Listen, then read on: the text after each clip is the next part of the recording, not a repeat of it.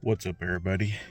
So I'm like 4 videos behind. I have a lot of videos banked right now. I need to edit some tomorrow, but I've just been pretty busy. So it's 12:10 a.m. on Tuesday the 16th. And as you can see, I'm tucked up in my normal spot, and I was gonna play a little bit of Super Mario Bros. 3. Long story short. So, anyways, what I was gonna say is I've always liked. I'm actually gonna turn this off because where's the remote? I want to turn off the TV and the Xbox. But I just checked, so I turned on my TV. Okay, my other light. It has a red light. Yeah, so long story short, not long story short, pretty much went into the lab, did what I had to do.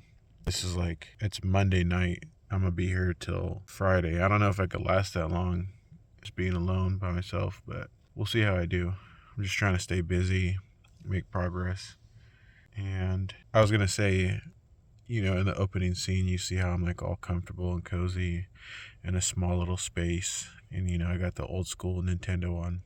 I've always liked small enclosed spaces. I liked in bunk beds or closets or small rooms. I always like to feel enclosed and encapsulated.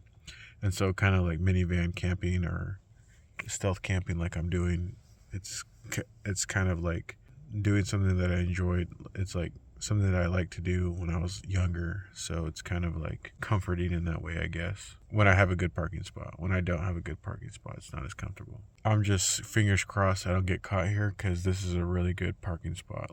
I'm so close. I'm literally outside the building that I work in. So like I showed in my previous video, I just enter through that green gate and no one will see me beyond that turn.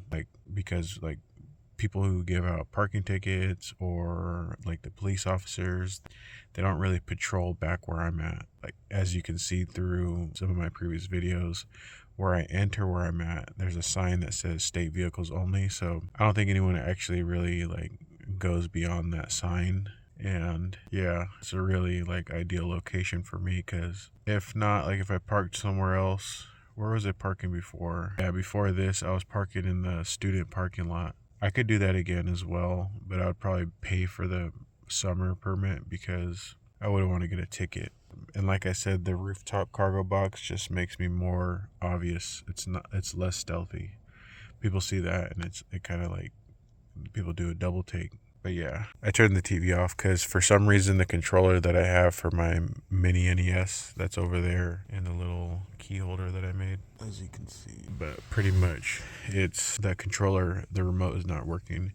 But what I did was I turned on the TV and I plugged it into my power bank and I checked the wattage that the TV takes up, and it was 22 watts. So it said it would last 16 hours with the TV on. So it's barely drawing anything. It barely draws anything, so I could run it all night. Yeah, I'm really happy with the setup. It's very cozy, comfortable. I'm not really sure. I seen this cool video today on that Bob Wells cheap RV living, and this guy, because I don't have solar panels, but I was thinking it would be even better if I did have solar panels because then I could charge my power bank all day. Plus, have a refrigerator, which I don't really need because I have a refrigerator in the lab that I use that no one really uses. I put all my meal preps in there. So I have 5 burritos and 5 meals, which I might eat out one time throughout 5 days, but that's not bad compared to what I was doing, which was almost every meal I was eating out, or I would split it. Typically what I started doing was going to Trader Joe's because I kind of got tired of, I didn't even eat fast food that much. Not fast food, fast food like Chipotle or Shake Shack. Those are 2 restaurants that are close. But after eating there at each of those places twice, those are the only good options that seem appealing to me. And so after that, I'm screw that. I need some fruit. I need something some real food.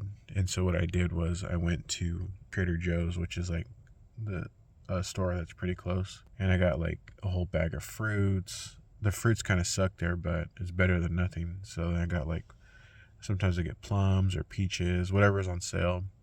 Then I'll get chicken wraps and things like that. Sometimes I get this little bag of dark chocolates. They're dark Reese's chocolates. They're pretty good.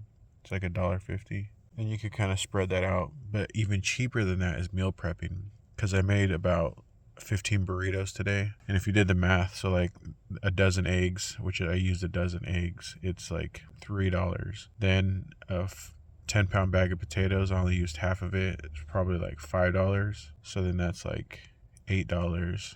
And then I used chorizo. I used three tubes of chorizo, which is probably like another $4.50. So that's like $12. And I used some cheese, which is another probably like $4. So that's pretty much $16. And then it's literally like a little bit more than $1 per burrito. And then my other meal preps, I used teriyaki chicken bowls, and those are probably pretty cheap as well. So like, let's say I bought the chicken thighs, boneless, skinless, for $15. The marinade for probably $8, but I could probably do another 2 batches. And then white rice, which was like $25.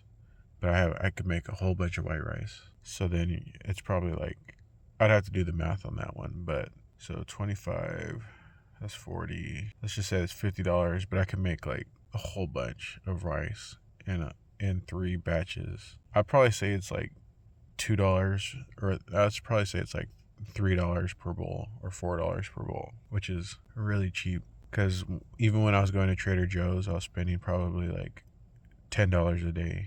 And then when you go to like restaurants, it's probably like $10 to $15 per day. And the way I was rationalizing spending that money was because now I'm not paying toll. Because remember, each time I cross 2 bridges, and toll now is like, that's like $17 a day. And I was only spending $10 to $12 a day on fast food. So still saving money because I'm not crossing the toll every day. But I was like, I'm still spending a lot of money, and I don't like the food. So that's when I switched it up to meal prepping. And I didn't think I would like how they taste, but they actually taste pretty good. So what you do is you just leave the lid on, because what I was doing was putting paper towel, like I'd wet a paper towel and put it on top and warm it up, but then that creates like a mess, and then also it doesn't cook right. So when you put the top on, it leaves all that moisture in there so it doesn't dry out. And I found that to like work pretty good for warming up my food. But yeah, long story short, that's kind of where I'm at. We'll see. I wasn't feeling tired initially, but now I'm starting to feel tired. But I'm looking here, so I need to look. It's weird because if I look over here, I'm looking at you guys, but I feel more comfortable looking at myself with the camera. Hold on, let me see if I do it this way. That does feel more natural, I guess. I think it's the same either way. Yeah, long story short, I like being in the like small enclosed spaces, and having like the old school gaming system with the TV kind of like brings back like old school vibes of like simpler times, less stress. That old school NES is before my era. Like I grew up playing Xbox and PlayStation 1, but I did play those growing up, but like they didn't come out when I was growing up. They were old when I was younger. But I hacked that one, so it has like every game ever released for NES. And I also have the mini NES, the mini SNES, and the PlayStation 1 Classic. The only one I don't have is the Sega Genesis Classic, which I kind of want that one still too. But yeah, I think that's it for this video. I'm just going to close it out. I'll catch you on the next one. Be sure to like, subscribe, and share a hype if you have one. I'll catch you on the next one. Peace.